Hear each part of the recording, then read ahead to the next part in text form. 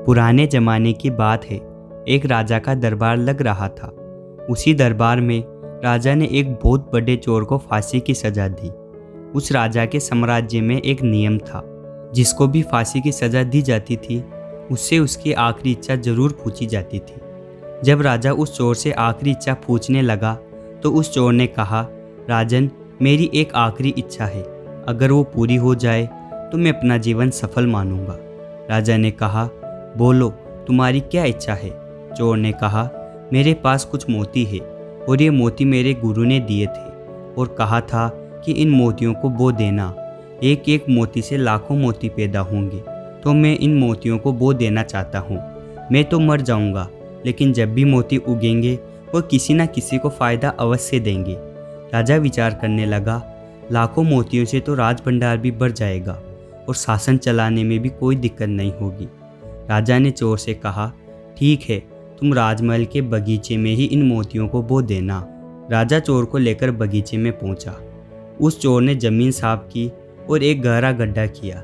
फिर अचानक से चोर खड़ा हो गया और राजा से कहा, आप कृपया करके यहाँ आए, क्योंकि मेरे गुरु ने कहा था जो चोर न हो और ईमानदार हो वही इन मोतियों को बोए। मैं तो चोर हूँ, मैं इनको नहीं बो सकूँगा और बोऊंगा तो ये व्यर्थ चले जाएंगे। इन मोतियों की यही खूबी है, ये उगेंगे तभी जब कोई ऐसा आदमी बोए जिसने कभी चोरी नहीं की या उसमें एक भी बुराई न हो और हमेशा से वो ईमानदार हो। यह सुनकर राजा अपने वजीर की तरफ देखने लगा, वजीर पुरोहित की तरफ देखने लगा, पुरोहित सेनापति की तरफ देखने लगा और सेनापति राजा की तरफ देखने लगा।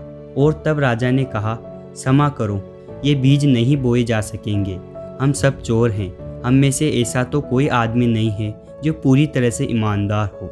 मैं तुम्हारी बात समझ चुका हूँ। दोस्तों, कहानी पुरानी अवश्य है, लेकिन इसकी महत्ता उतनी ही है। कहानी में कोई भी ऐसा व्यक्ति नहीं था जिसने कभी चोरी नहीं की थी। बस फर्क इतना था कि कोई बहुत बड़ा चोर था तो कोई छोटा, किसी की चोरी पकड़ी गई थी तो किसी की नहीं। कहानी का सार यही है कि इंसान अच्छा या बुरा नहीं होता है, वो अच्छा और बुरा दोनों होता है। दोनों गुण उसमें पाए जाते हैं। अपनी बुराइयों को सुधारना और अपनी अच्छाइयों को नज़रअंदाज करना, यही ज़िंदगी है। तो दोस्तों, ये थी आज की कहानी आपको कैसी लगी हमें कमेंट बॉक्स में कमेंट करके बताएं और ऐसी ही कहानियाँ सुनने के लिए हमारे चैनल कथा जोन को सब्सक्राइब करें। धन्यवाद।